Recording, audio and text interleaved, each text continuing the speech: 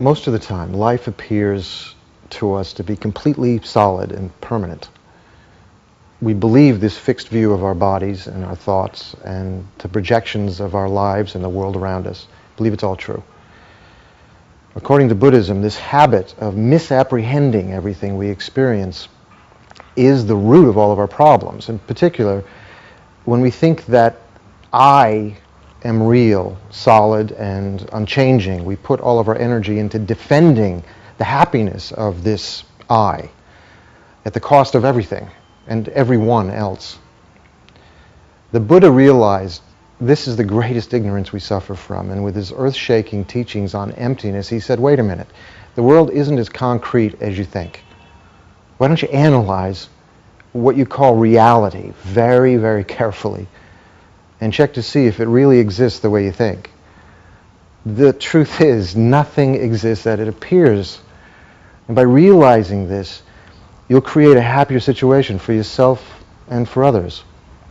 This wisdom that realizes emptiness is extraordinary and has the power to free us at any moment.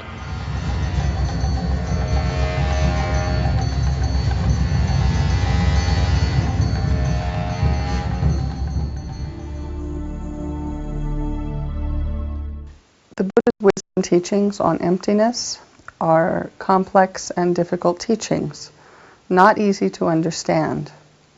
It's particularly important that one prepares the mind before listening to these teachings with an appropriate motivation that opens the mind to being able to understand and absorb them. This is similar to tilling the soil of a garden in order to be able to plant the seeds of enlightenment. Therefore, now, in your mind, make a strong determination, generate a strong motivation to be able to traverse the spiritual path, to understand the Buddha's teachings on emptiness, in order to free yourself from the bonds of samsara and to reach enlightenment in order to be able to also free all suffering living beings.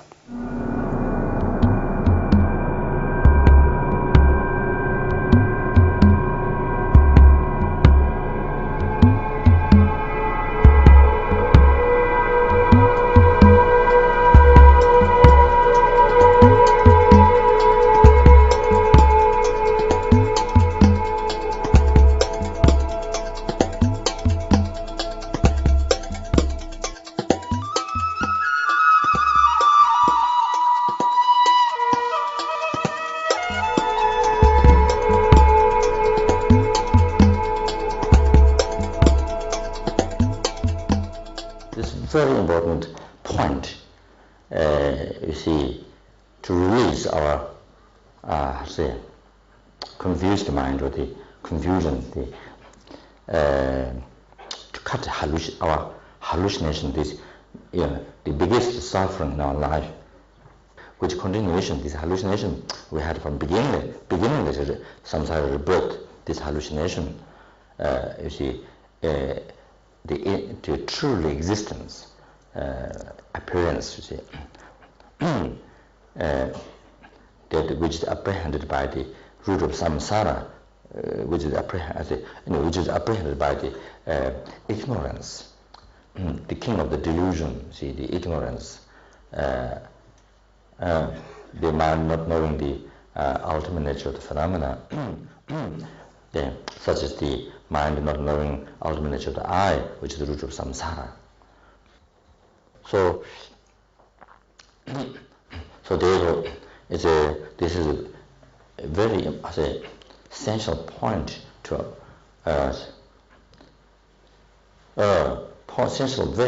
essential point to know what is the false, what is the truth in your life. So in order to realize in this, first you have to recognize objectively repeated the false I, which is you have to recognize the false I, which is false. Which root the ignorance, not knowing what is I. Even though we think I 24 hours, we talk always I, like chanting Om Mani Padme Hum. We think I 24 hours. We say we think I, but do not know what is I. We fight for the I. We fight for this I.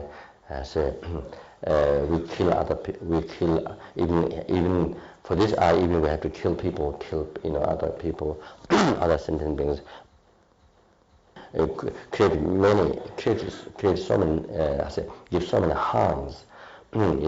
Killing, stealing, sexual conduct, telling lies, so many harms to give so many harms to others for this I, for to protect this I, for the happiness of this I, to give happiness to this I. But we do not know, but no idea what is I. No knowledge of what is I. This false I is the inherently existing I that which appear to you, even though it's merely labeled, but appear you not merely labeled. So this is there, this appearance there, from beginning to birth up to now, but you never recognized that that is false.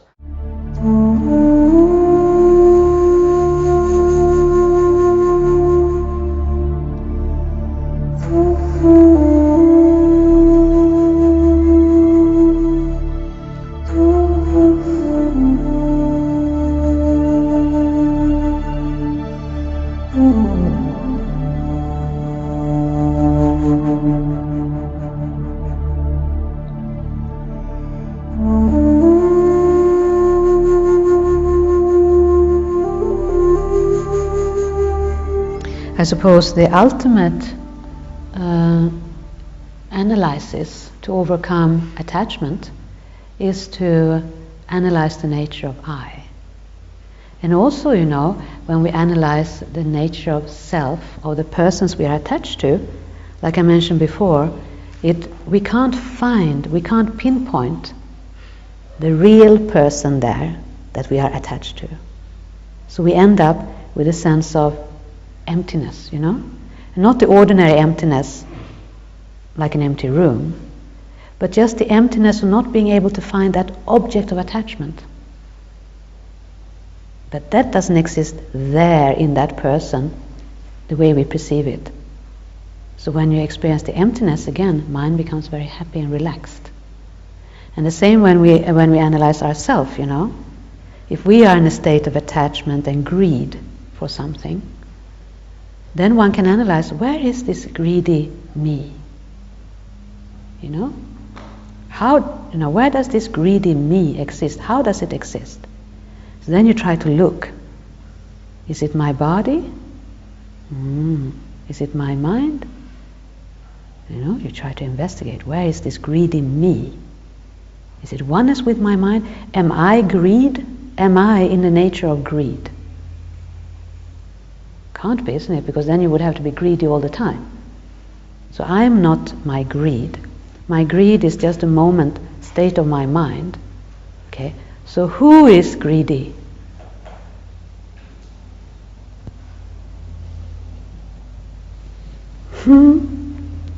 You know, when you research inside, you can't pinpoint this independent self that is sitting there somewhere being greedy. It's completely not there. Again, emptiness, you know, space. Makes you feel happy. Suddenly, greed is gone because there's nobody there being greedy. And you know, the emptiness is the ultimate method to eliminate negative states of mind, because they are based on a false view, you know. When you research the correct view of the self, negativity goes, definitely goes. It has no foundation. It drops down, and wisdom comes. You know, with wisdom, this negative states of mind doesn't have a chance. And with wisdom you feel satisfied. It satisfies you, it makes you content. You feel good inside, you know. That's the ultimate solution to attachment and to negative states of mind. And this all have to be learned in meditation. So it's all part of meditation practice. But don't think that there are no methods to overcome negativities. In Buddhism, plenty of methods. It's just a matter of we need to practice it, you know.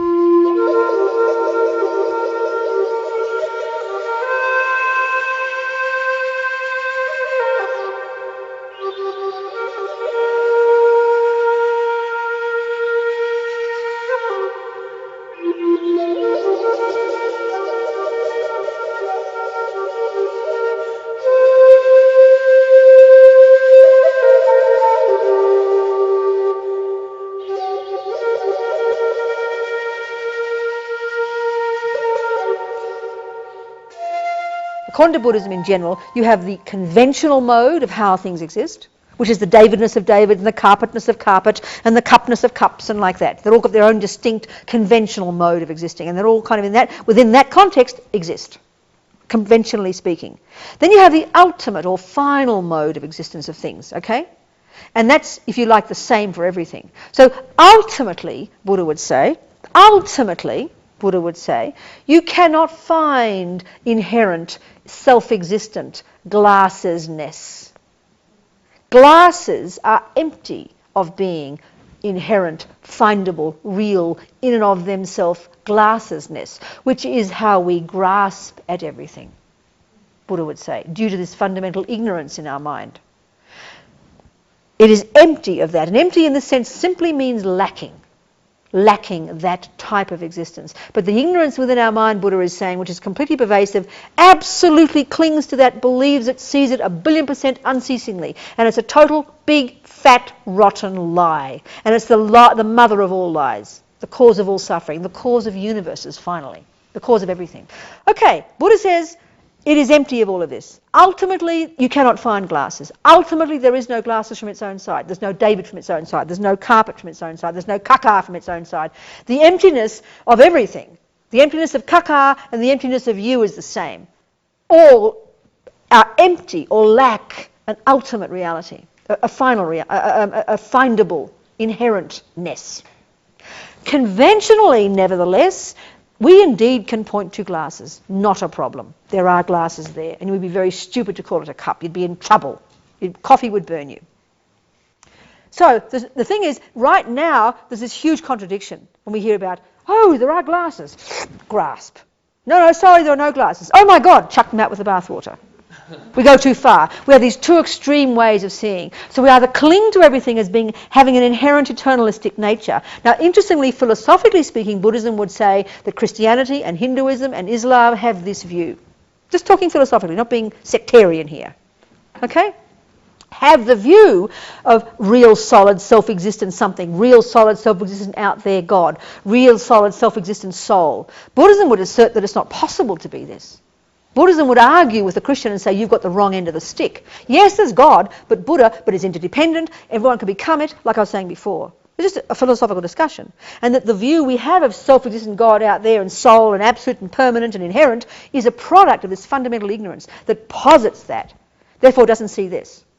So these two extreme views we have, either the nihilistic one, chuck the baby out with the bathwater, or, oh, grasp, you know. And these are the instinctive ways that our mind thinks now. So what Buddha says is there's this view that ultimately there is no glasses, but the more you understand how there is glasses conventionally, in its appropriate way, the more you get that it's empty. And the more you realize how there is no glasses from its own side, the more it helps you understand conventional. Okay, the shorthand for conventional reality is dependent arising. That means it's a dependent arising. It arose in dependence upon causes and conditions. Now, karma is causes and conditions for me. Right now, because of ignorance in my mind, I cling to and believe in a self-existent, real, solid, out here, schizophrenic, separate, made by somebody else, hopeless victim me-ness, which gives rise to attachment and anger and pride and jealousy and all the suffering, right? All coming from this fundamental ignorance, this fundamental misconception that is the exact opposite of the truth, that I'm a completely interdependent scenario. So because everything is empty, there can be even karma. Therefore, there is no real glasses. Therefore, there is no real Rabina, self-existent, solid, poor victim, mean, nasty, horrible David. They are the creations of ignorance.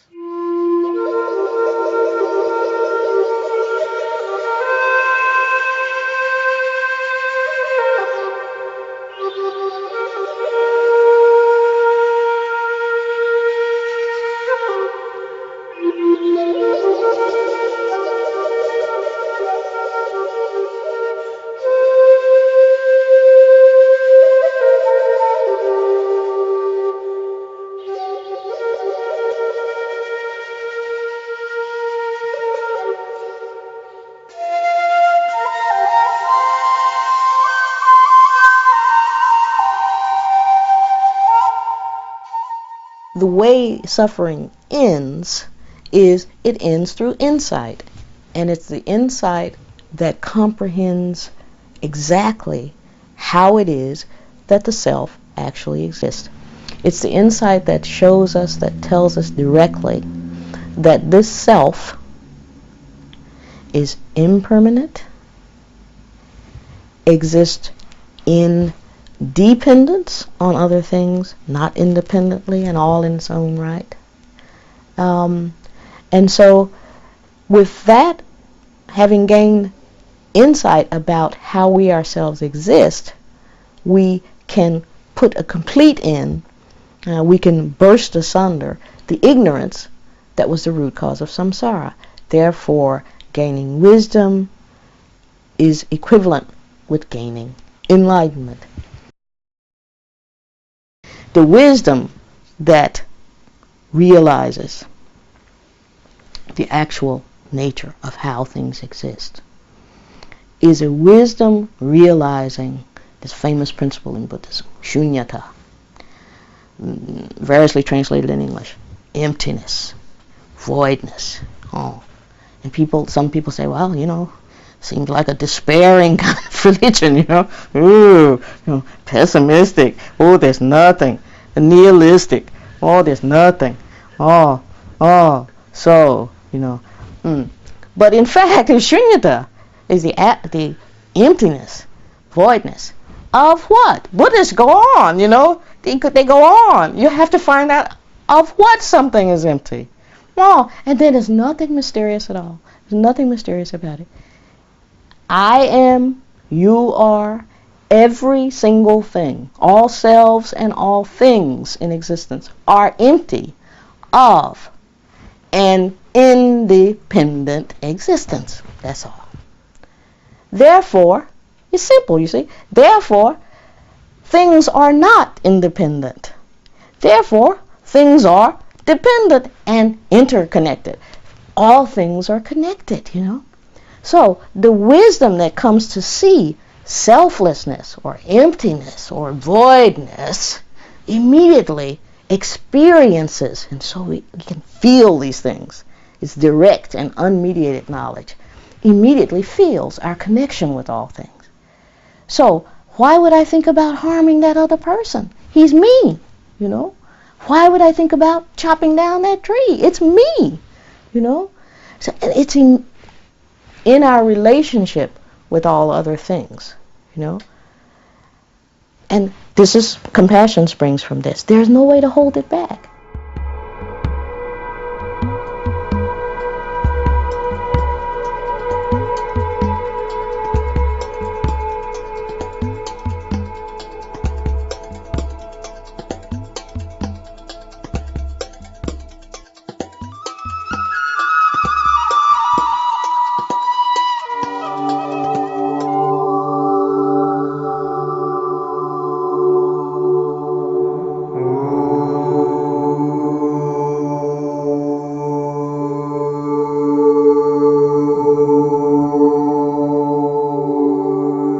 On a conceptual level, I think it's really important to explore the nature of emptiness from a logical point of view. That it's impossible that we exist in our own separate islands and that we exist from our own side totally. We are dependent arisings. Everything about us is dependent on a previous moment and dependent on causes and conditions. And that's the same with everything supposedly out there, is also not there from its own side. It's not powered from purely its own side. It has no concrete longevity to it. We're all in process. We all have a prior cause. We're all in movement, moving to a new effect, which is the cause of the next effect. There's nothing concrete about any of this. And the appearance of concreteness is ignorance. That's the thing we're fighting. Now, the essential antidote to that is to at least have a strong belief in emptiness. The things are empty of inherent existence. They're empty of that solidity. There's empty of a me-ness, of a you-ness, of an I-ness. And when you take that, as His Holiness says, you take the mantra of me, I, out of the mental sphere, it has an incredible transformative effect. Also, you start to understand the interconnectedness of all things.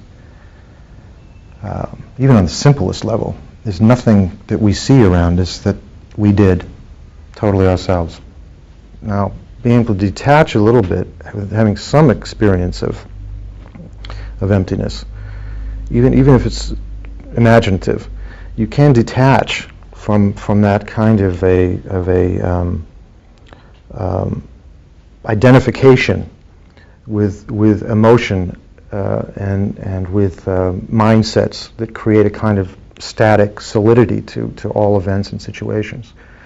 So clearly, as an actor, I got to be able to do that all the time, moving in and out of seemingly operatic, emotional, and conceptual situations, and try to maintain a sense of cleanliness about it all. That it is, in the end, just a narrative. It's just a story. And the story comes and it goes. But that space that it emerges from remains. That is solid. And that's that space of openness and clarity, of knowing. It is uncontained, has no center, has no boundaries. So again, the more that you're able to see this kind of dreamlike, illusory nature of this narrative that kind of emerges and intoxicates us in these kind of mysterious, magical ways. If you can see that for what it is, at the same time generating a stability in this other space, which is much more expansive and certainly loving, life's problems tend to fall away.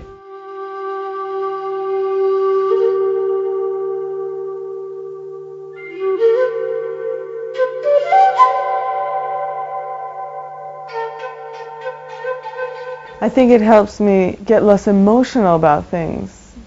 Not dull or indifferent, but just less attached to my feelings towards something, because how I'm seeing it is only according to my karma. And if I like it, then I can be happy with my karma. If I don't like it, I can be unhappy with my karma, but having the emptiness is that's a real refuge. That's the liberating part. knowing that what I see, if it's horrible and terrible, I'm having a bad time, it's okay. It's just what I'm experiencing right now. Nothing to do with reality. Nothing to do with something that is there. If I really take refuge, I think it's really taking refuge in the emptiness of myself, of everyone, and of the things I see.